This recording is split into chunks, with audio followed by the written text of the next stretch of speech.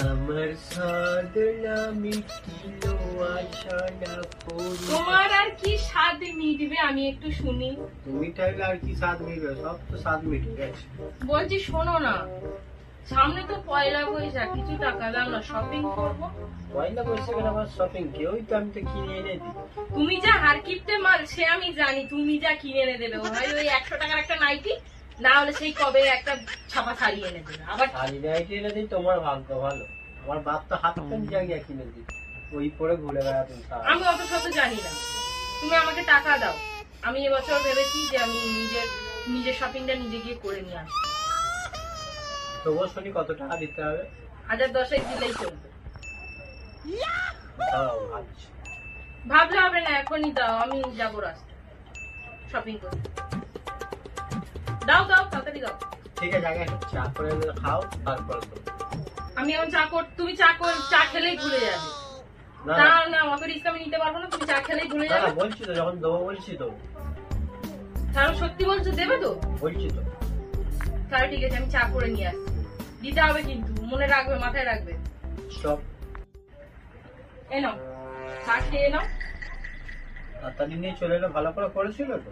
হ্যাঁ, খুব ভালো করে স্পেশাল চা একেবারে।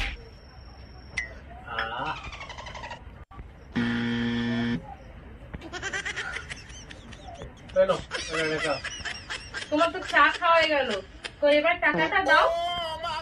আমি কি পালিয়ে যাচ্ছি ঘর ছেড়ে দেবো বললুম? দাও, পালিয়ে যাচ্ছ না, আগে দাও। ঠিক আছে, যাও আলমারি যেখানে টাকা আমার রাখা থাকে ওখানে দেখো রাখা আছে। সত্যি রাখা আছে তো? সত্যি রাখা। ঠিক আছে, দেখছি আমি। 200 টাকা? 200 টাকা অনেক বেশি দিলি। আমি জানি তুমি যা হারকিপ্টে মাল, তোমার পকেট থেকে 200 টাকাই বেরোবে।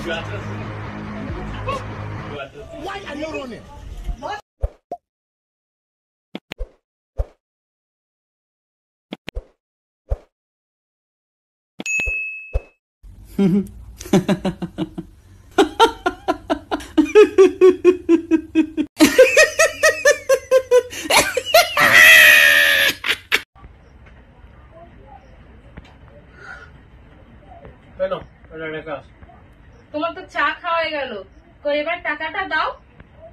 আর আমি কি পালিয়ে যাচ্ছি ঘর ছেড়ে দেবো বললুম? দাও, পালিয়ে যাচ্ছ না, আগে দাও। ঠিক আছে, যাও আলমারি যেখানে টাকা আমার রাখা থাকে ওখানে দেখো রাখা আছে, নিয়ে নাও। সত্যি রাখা আছে তো? সত্যি রাখা আছে। ঠিক আছে, দেখছি আমি এক্ষুনি।